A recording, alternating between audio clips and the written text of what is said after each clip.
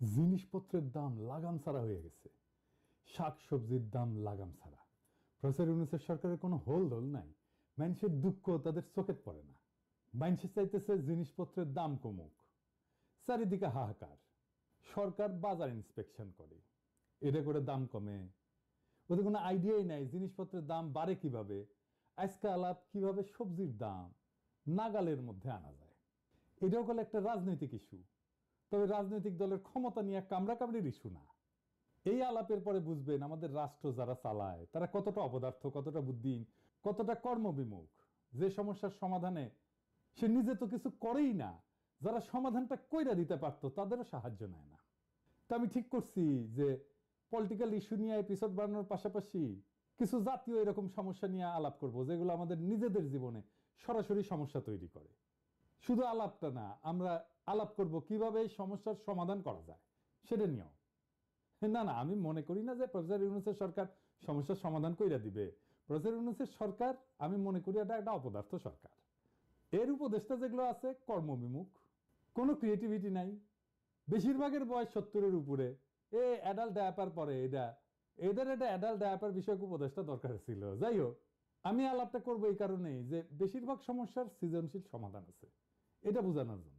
আর আমার হেটাররা বলে যে আমি নাকি ধ্বংস করতে পারি, গড়তে পারি না। ওদের মুখে যেন আবার জামা ঘষে দিতে পারেন, সেটাও একটা লক্ষ্য এই এপিসোড করার। প্রফেসর ইউনূসের সরকার এই পরিকল্পনাগুলো ইমপ্লিমেন্ট করতে পারলে ভালো, আমি খুশি হব। কিন্তু এই পরিকল্পনা ইমপ্লিমেন্ট করা, বাস্তবায়ন করার জন্য প্রচুর উদ্যম, পরিশ্রম আর প্যাশন লাগবে, সেটা ওনাদের নাই। আসেন আজকের সমস্যা নিয়ে আলাপ করি। আলাপে ঢুকি আর কি। পণ্য পরিবহনের চাঁদাবাজি, যার জন্য 15 টাকার সিম 4 গুণ বেশি দামে 60 টাকায় বিক্রি হয়, সেটা কিভাবে কমায় আনা যায়। খুবই সলিড পরিকল্পনা, আপনারা নিজেরাও বুঝবেন যে হ্যাঁ আসলেই এভাবে কমানো সম্ভব। এই নিউজটা দেখেন কি বলতেছে, এডিটর সাহেব এটা দেখায় কি বলতেছে। সারা দেশে কৃষকের কাছ থেকে 15 টাকায় 1 কেজি সিম কেনা হয়, মানে কৃষক পায় 15 টাকা। ঢাকায় আসার পরে এই সিম বিক্রি হয় 60 টাকা কেজিতে। নিত্য পণ্যের এই অযৌক্তিক অস্বাভাবিক দাম বাড়ার পেছনে রয়েছে সড়ক মহাসড়কে অনিয়ন্ত্রিত চাঁদাবাজ চক্র। এছাড়া এর জন্য সিন্ডিকেটের দৌরাত্ম্য দায়ী। তো বলা হইতেছে বিভিন্ন এলাকায় অভিযান চালায় 8টা গ্রুপের চাঁদাবাজ চক্রের সক্রিয় 51 সদস্যকে গ্রেপ্তার করছে র‍্যাব 2 এবং 3। ওই সময় হাসিনা ছিল, এটা কিন্তু হাসিনার আমলের ঘটনা। এই সময় তাদের কাছ থেকে চাঁদা আদায় নগদ 1,12,306 টাকা, রশিদ, লেজার রশ্মির লাইট, 6টা জ্যাকেট, 4টা আইডি কার্ড এবং 41টা মোবাইল ফোন জব্দ করা হয়। দেখেন হাসিনা কইছে শক্ত হইতে হবে, আর শক্ত হইছে। কইলেই শক্ত হইয়া যায় বাবা। এলএম ছিল কিন্তু হাসিনার, বুঝছাও। হাসিনা কইতো আর শক্ত হইয়া যাইতো। বাহ। তো যাই হোক, এভাবে শক্ত হইয়া কি চাঁদাবাজি বন্ধ হইছে? হয় না, হবেও না। কারণ এইখানে একটা হিউজ অর্গানাইজেশন আছে। কি কি উদ্ধার করা হয় দেখেন। রশিদ, লেজার রশ্মির লাইট, 6টা জ্যাকেট, 4টা আইডি কার্ড, 41টা মোবাইল ফোন। একটা বিপুল জনগোষ্ঠী এই চাঁদাবাজির সাথে যুক্ত। পত্রিকাতেই বলছে যে গ্রেপ্তার ব্যক্তিরা তথাকথিত ইজারাদারদের নির্দেশে কয়েকটা গ্রুপে ভাগ হইয়া প্রত্যেক রাতে লাখ টাকা চাঁদা তোলে, তার বিনিময়ে 600 থেকে 700 টাকা মজুরি পায়। তাহলে এই চাঁদাবাজিতে একটা বিশাল আয় উপার্জন আছে। সেইটা আপনি শক্ত হইবেন, 2 দিন বন্ধ থাকবে, তারপর আবার শুরু হবে, সরায় দিবেন, আবার চালু হবে। এটা আপনি থামাইতে পারবেন না। এর তাইলে সমাধান কি? এর সমাধান আসলে কেউ করতে চায় নাই, তাই পারে নাই। ট্রেনে সবজি পরিবহন করবে এটা পরিকল্পনা করেছিল প্রফেসর ইউনূসের সরকার। কেনকা দেখেন এদের মাথার মধ্যে যে কি আছে দেখা লাগবে আর কি। সবজি ট্রেনে প্রথম দিনে আয় হয়েছে 360 টাকা, লোকসান 9 লাখ টাকা। পরিকল্পনা করে, চিন্তা করেন কেনকা প্ল্যান করে এই বুড়া হাবড়া খাটাসগুলা, কেনকা প্ল্যান করে দেখেন। আগে আসেন দেখি, এই যে উত্তরবঙ্গের 15 টাকার সিম ঢাকায় কত দামে বিক্রি হওয়াটা ন্যায্য ছিল?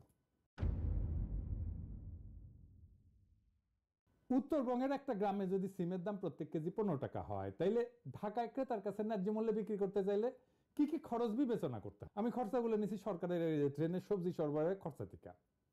পরিবহন খরচ, প্রত্যেক কেজি সবজি পরিবহনে 1 টাকা 30 পয়সা। তবে মাঠ থেকে স্টেশন এবং স্টেশন থেকে বাজার পর্যন্ত অতিরিক্ত পরিবহন খরচ এবং কুলি খরচ পরিবহন ব্যয় প্রত্যেক কেজি 3 টাকা হইতে পারে। 2 নাম্বার, সংরক্ষণ প্যাকেজিং খরচ। সংরক্ষণ এবং প্যাকেজিং এর জন্য 1 টাকা খরচ হইতে পারে 1 কেজিতে। বাজারে নিয়ে আসছে, এটা নিয়ে আসার খরচ আছে, যদি দোকানে বেচে তাহলে দোকান ভাড়া, কর্মচারী বেতন, বিদ্যুৎ বিল, এগুলো বিবেচনায় কেজি প্রতি 2 টাকা খরচ হইতে পারে। এই খরচগুলো যোগ করলে 15 সাথে 3, তার সাথে 1, তার সাথে 2 মিলে 21 টাকা। সাধারণত পাইকারি এবং খুচরা বিক্রেতারা মোট খরচের উপর একটা মুনাফা যোগ করে বিক্রি করে, তাই না? তো ধরা যাক মোট খরচের উপরে 20% মুনাফা যোগ করা হলো, তাইলে 4 টাকা 20 পয়সা হয় আর কি, 21 টাকার 20%। তাইলে ন্যায্য খুচরা মূল্য হবে 21 টাকা প্লাস 4 টাকা 20 পয়সা, মানে 25 টাকা 20 পয়সা। তার মানে ঢাকায় ক্রেতার কাছে সিমের ন্যায্য খুচরা মূল্য প্রত্যেক কেজি 25 থেকে 26 টাকার মধ্যে হওয়া উচিত। এটা যদি 30 টাকাও হয় তাও এখনকার অর্ধেক দামে নেমে আসে কিন্তু দাম। এখন এই যে চান্দাবাজের সিন্ডিকেট, সে আসলে 15 টাকার 1 কেজি সিমে 34 থেকে 35 টাকা চান্দা নিচ্ছে, বিনা শ্রমে বিপুল আয়। আপনি এটা মাইরা বন্ধ করতে পারবেন? পারবেন না। জেলে নিয়ে বন্ধ করতে পারবেন? এত লোককে জেলে নেবেন কেমনে?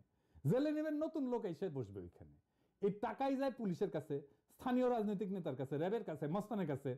এইটা একটা মাফিয়া সিন্ডিকেট। মাথায় রাখবেন, মাফিয়া সিন্ডিকেটের অপারেটিং কস্ট খুব হাই, এই জন্য নিষিদ্ধ মাদকের দাম বেশি হয়।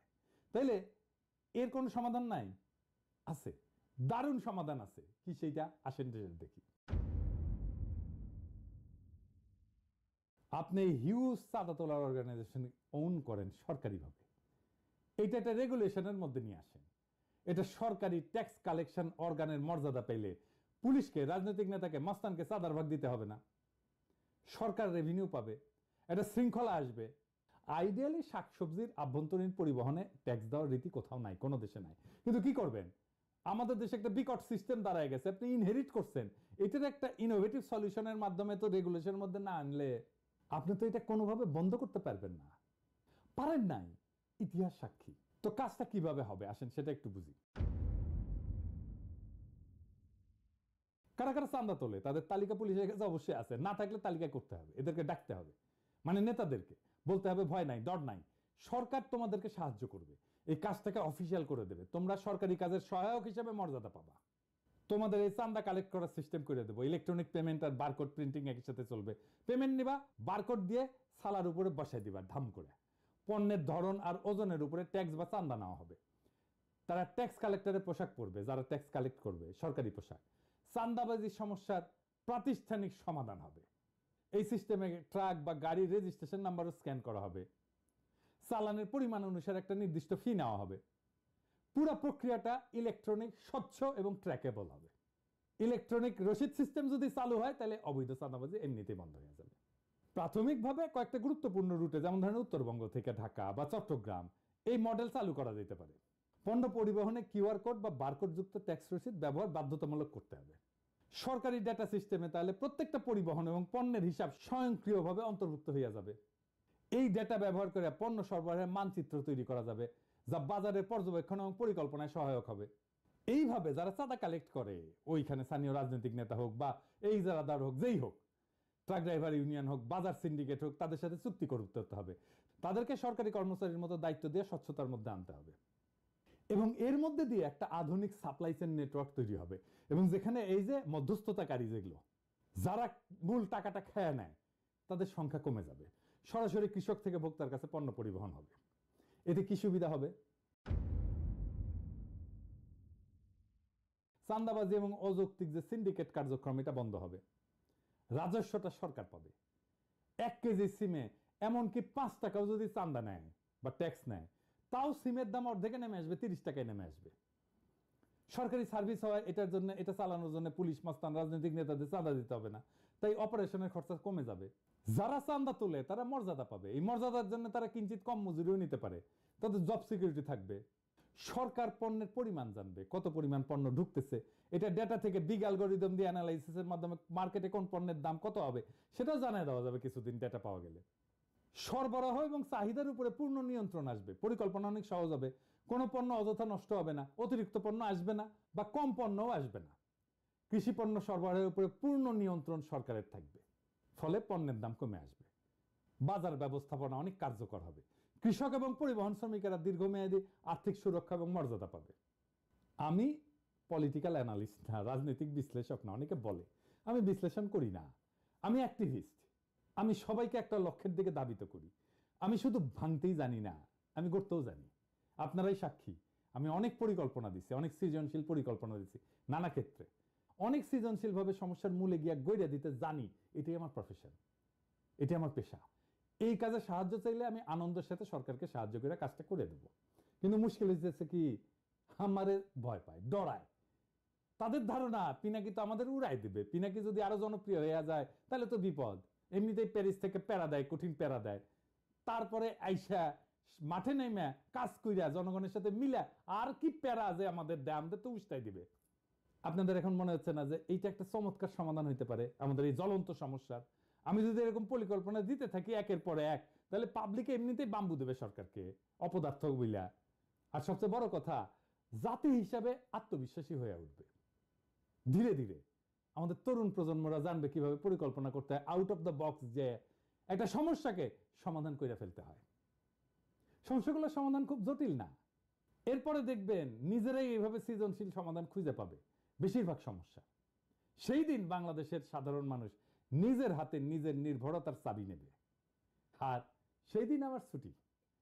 সেই দিন ওই যে কোলাহল করি সারাদিন মান, কারো ধ্যান ভাঙিব না, নিশ্চল নিশ্চুপ আপনার মনে পুরিব একাকী গন্ধবিধুর ধূপ, আপনাদের সুখের সংসারে গ্যাঞ্জাম বাধাইতে আসবো না। আমার নাম দিছে বিএনপির লোকেরা, আমি নাকি গ্যাঞ্জাম ভট্টাচার্য, আমি খালি গ্যাঞ্জাম করি। তবে আমি বাঙ্গু এলিটদের কাছে মূর্তিমান আপদ হিসেবে বিবেচিত হইলেও বাংলাদেশের সাধারণ মানুষ আমার কথা মনে রাখবে অনেকদিন। ওইটাই আমার বিজয়, ওইটাই বাংলাদেশের সাধারণ আম জনতার বিজয়, ওইটাই বাংলাদেশের দরিদ্র মানুষের বিজয়, যাদের বিজয় বাঙ্গু এলিটেরা ছিনাই নিছে বারে বারে। ওরা একদিন ঠিকই নিজের বিজয়কে নিজেই রক্ষা করতে পারবে। সেই দিন আমাদের মুক্তি। ইনকিলাব জিন্দাবাদ।